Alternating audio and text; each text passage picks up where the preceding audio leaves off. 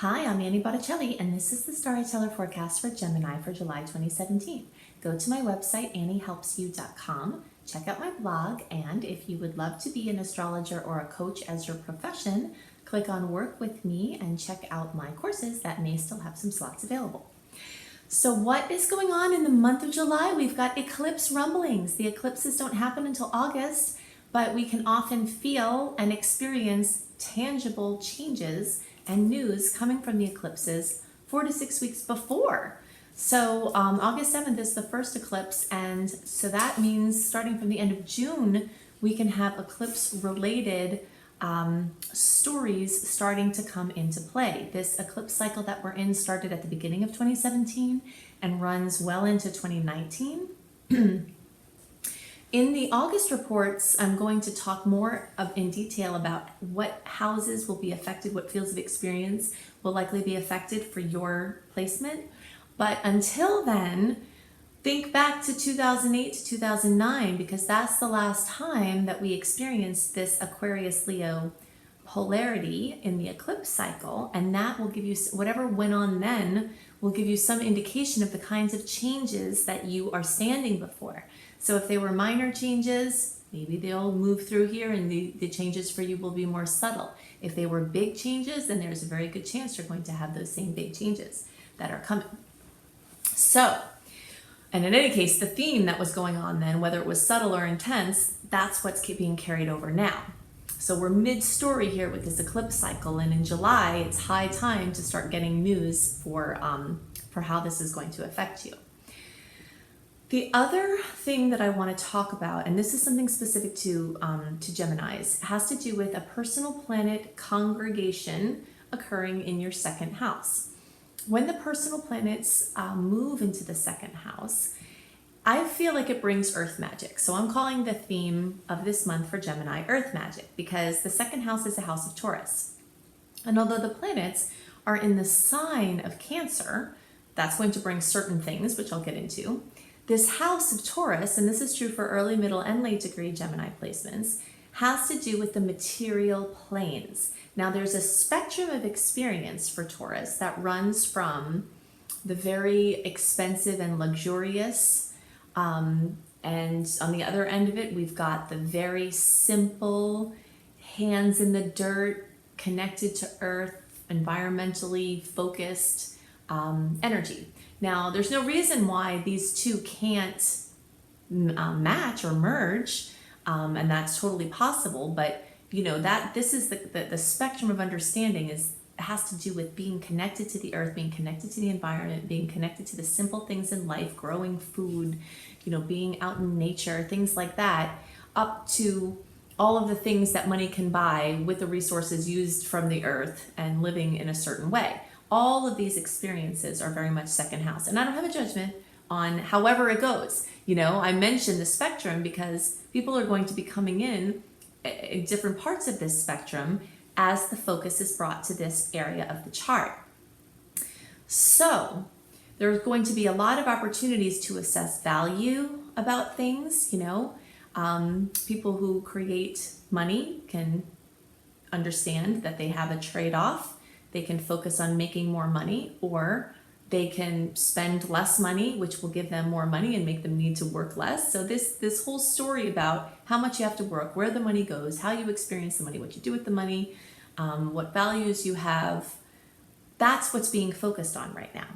So, and there's an emotional tone to it, because all the planets that are in that house or moving through that house are in an emotional sign. So there's lots of integration work to be done. And we have, as humans, many people have a really deep history with issues with money. So if you're born with it, there's issues around that. If you're born without it, there's issues around that. There's this complexity with the material plane that humans are trying to wrangle their way through. And when this configuration occurs, the emotional charges behind these earthly experiences are going to tend to come up.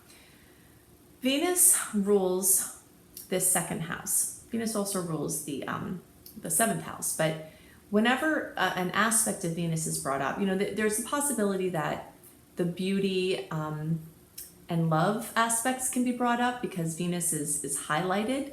But since it's moving through the aspect of Venus, the house with the aspect of Venus that really has more to do with money and things, that's more of what's being focused on. But your values with everything can be questioned. That your values with anything and everything can be questioned, can be looked at. And again, these charges are going to come up. So many people will find that a lot of money starts to come in, like a boost of money comes in with this type of planetary movement through. You could find yourself spending a lot of money, but you could also find yourself making a lot of money. But money and things are definitely what is right in your forefront to be focused on. So, and the connection to the earth. So these are the main things that I wanted to address as a theme for Gemini, is tuning into that earth magic, whether it's the manifestation for, luxurious things or the simple life. Tuning into the earth and using earth magic is the theme for this month. Consciously using earth magic. So I want to go into great detail about these windows that I have been talking about. If you listen to my reports, I always talk about the open windows free of personal planets being retrograde, because these are the times when you want to launch your boat off the deserted island. This is a reference that I use often to help you understand what's at play here with astrological forces. If you were stuck on a deserted island and you made a boat and you're trying to get off the island, you would not push your boat out when the tide was coming in. If you did, you would learn very quickly that that's a bad idea, because you'll be paddling against the tide the whole way and you're not going to make it. You're not going to make it off the island. It's not going to work out for you, right? So it's better to plan and wait till the tide's going out. Then when you launch, you have a greater chance of being put out to sea and trying to meet your objective. And that's how it is when we make decisions with astrological transits instead of against them. If we just have this idea, I'm going to do this and I'm going to do it right now, maybe you're intuitively connected and maybe that works out for you. But if you find that things tend to be hard, that you tend to put a lot of work into something only for minimal gains, if you find that you have a pattern of things being, or they're more difficult than they feel like, you feel like they need to be, then you might want to start syncing your actions and activities up with these open windows. And I'm a strong believer in this, and that's why I spend quite a bit of time on this with my astrological reports. So we've had a lot of personal planet retrograde energy this year. We will have even more personal planet retrograde energy next year. Starting March 7th, we have a wall of personal planets retrograde for the whole rest of the year. So we've got this window, depending on when you're watching this, it started at the end of May, all through June, with the first 3 weeks in June being my favorite. I'll be launching this video in time for you to take action on those 3 weeks. It's my favorite time in that whole window. But the window is open through July 24th from personal planets being retrograde or their shadow periods. Then there's another period of time in the fall and then another period of time at the beginning of the year. So I'm going to go into more details about that so you can make your big decisions, your launches, time them with those. You can also, I'll tell you more about the eclipses and understanding those and some of the general themes that are at play. So I want to break down the general transits for July 2017 that will affect all signs, and very dramatically I might add at that, into 3 sections. One is talking about this opening we have still for most of July from the personal planets being retrograde or the shadow periods, and then place that opening in the scheme of the next year and a half to understand what we're looking at. The second is I want to talk about this theme of emotional integration and living in charge, which I'll get into more details about what that looks like. And the third is these eclipse changes that will no doubt be happening to so many people already here in July, even though the eclipses don't actually happen until August, because we can very often feel the rumblings or actually the straight up eclipse news start to come in 4 to 6 weeks before the eclipses. So that actually places us as early as the end of June for some eclipse related changes and news to start coming in. So we'll talk about all of that. So let's go in order. Placing our period of time in this stretch, which had started in May and went all through June and runs through July 24th, which is a period of time that's free from personal planets being retrograde. Personal planets are the ones closest to us, and of them, the only ones that go retrograde are Mercury, Venus, and Mars. Whenever one of the personal planets are retrograde, it brings lots of opportunities that we don't have when they're retrograde, but it also brings lots of challenges that we don't focus on as much when they're direct. And in general, it's not the best time to launch things, to put new things out into the world. It's a better time to go backwards and inwards and try different things on and do short-term things of focus. But we do still have a stretch until July 25th where we don't have any personal planets retrograde or the shadow periods. So there will be some chances to take advantage of that this month, although there are lots of changes that are going to be coming to you. There are some dates that you can implement some things, which we'll get into. But understanding this general shadow period that's going to start from July 25th, we've got Mercury going retrograde again on August 13th. So between July 25th and August 13th, we have what's called a pre-shadow period. And that means it's like starting to get to where it's going to go retrograde. I always liken this shadow time to us driving in a car, going full speed, traffic is flowing well, and then we have to make a U-turn. You know, when you make a U-turn, you have to pretty much come to a complete stop to go around. And that's the energy that we experience, that awkwardness of slowing down, that awkwardness of having to wait until the other lane is clear and then getting up to speed again, etc. This process of a U-turn is very much like the experience we have of a retrograde planet. So after having this nice open period to do things from the end, middle to end of May into the end of July, we're starting every day as it gets closer to August 13th, just kind of putting the brakes on a little bit. And if we're not voluntarily doing it, the universe is bringing that to us. If we're trying to push forward, the brakes are going on anyway. So I learned, because I have Aries rising and a lot of fire in my chart, so I'm very action oriented. So when I learned about Mercury retrograde, I would try to do all the things that I might do in Mercury retrograde in the 3 weeks before Mercury retrograde, only to learn that shadow period can actually be just as intense in some ways and have the same kind of implications as the actual retrograde. So that's when I learned to really understand and obey the rules that go along with it. And you can check out my Mercury retrograde video to understand this transit better. I go into way more detail about the caveats and the ways you can use it and the things to avoid, etc.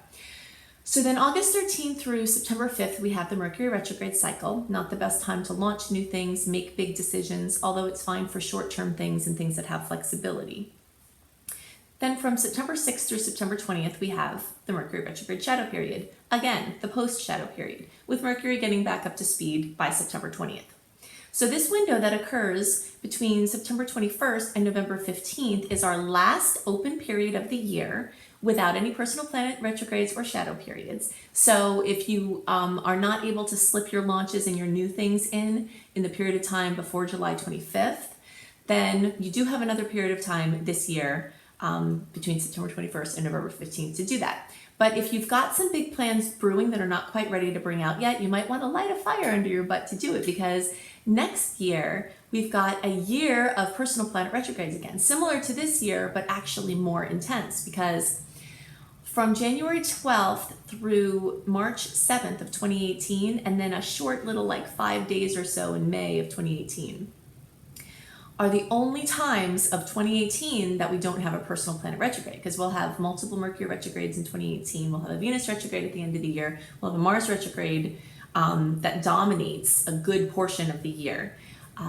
with its shadow periods, etc. So if you are trying to push things into motion, then you really want to take advantage of these opportunities to launch things. It's fine for business as usual, but things tend to slow down. So if you're feeling a little lazy and procrastinating, then knowing that this wall of retrogrades is coming starting March of 2018, so you want to take advantage of the time, up until July 24th, the time from September 21st to November 15th, and the time from January 12th through March 7th for your big decisions, your big launches.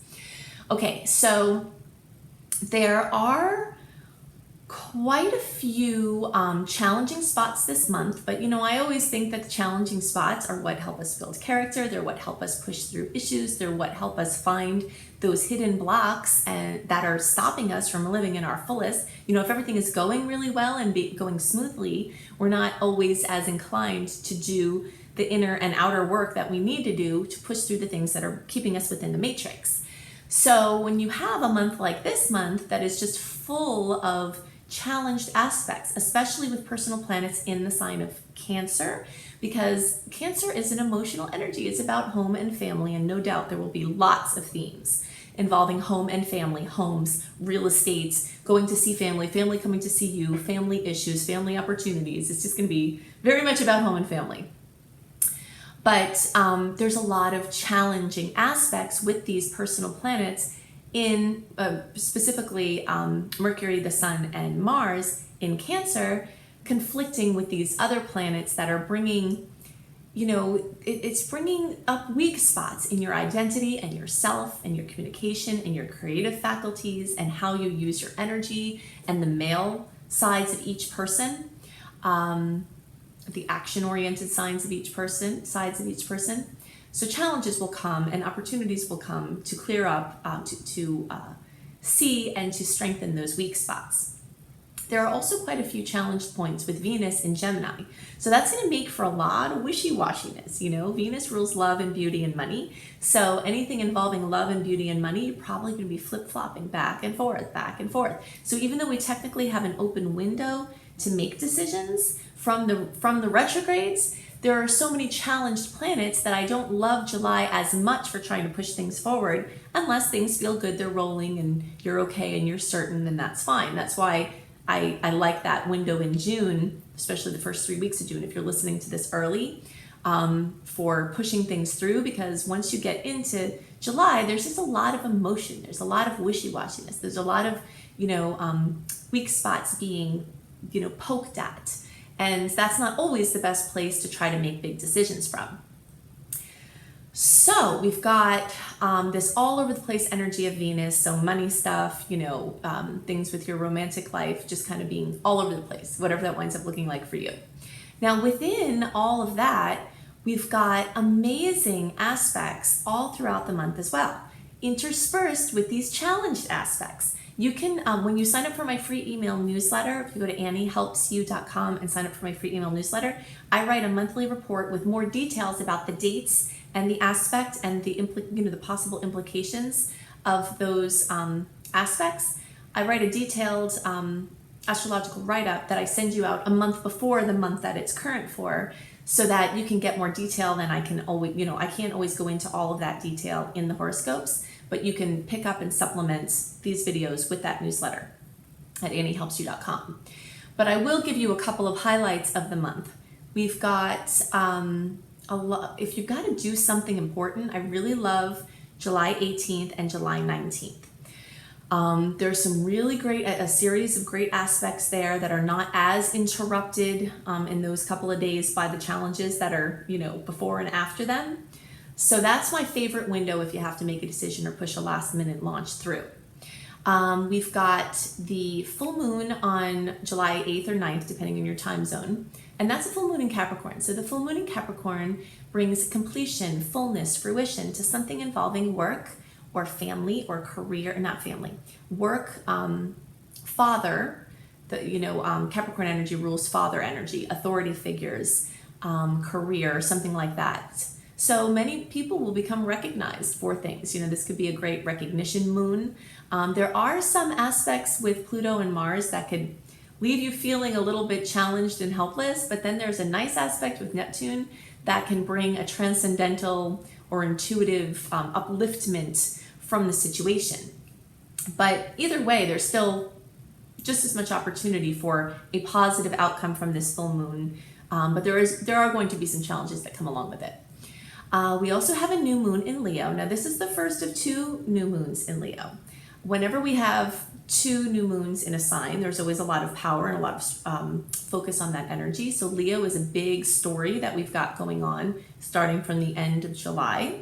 Then of course, that's our prelude to the solar eclipse that we have in August.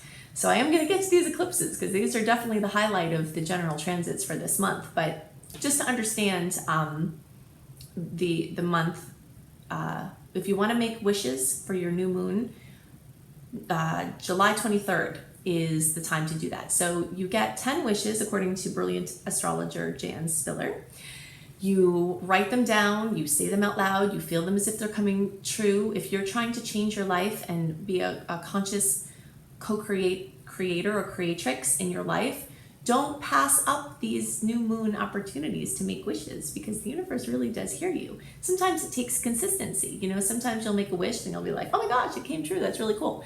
But a lot of times the universe has to do work with you, has to interface with you to help you become a vibrational match for that which you are wishing for. We can't get the things that we want unless we're a vibrational match for them. So if you're consistent with your wishing, the universe can implement the changes that need to happen in order for you to become a vibrational match. So take that opportunity on the 23rd for your new moon wishes, especially on the subjects of children, creative projects of any kind, musical projects, athleticism, anything if you're an athlete, romance, true love, pleasure, fun, hobbies. Those are all highlights that will be becoming stronger in this time and the time to come.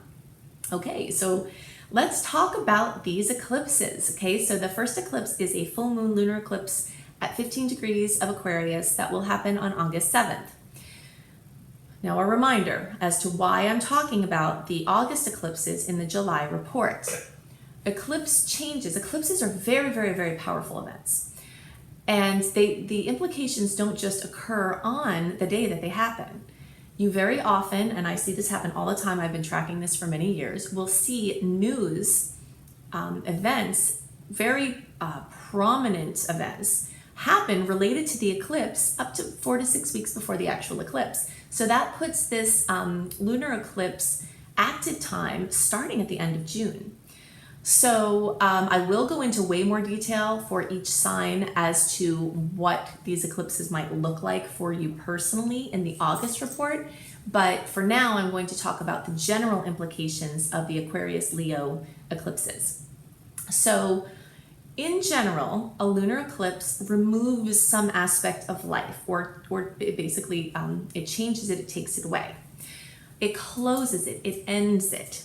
So there's closure, something notable coming, having to do with Aquarius energy, which can be your work within a group, working for a large organization, a humanitarian effort, a friendship, something involving acquaintances or social circles, internet-based projects, something where you're leading a group of people, anything having to do with technological advances, technology that you use for whatever this project is. So you'll likely see something ending or shifting with your relationship with those things, or just a straight up ending, like an ending of a friendship, or a friend moves away, or you leave a certain circle, or you lose resonance with a group that you had resonance with. So the full moons tend to be, or the full moon eclipses tend to be like a full moon, but in triplicate. So this closing, this ending, this completion, the drama, very often there's drama at a full moon. All of that can be multiplied by 3.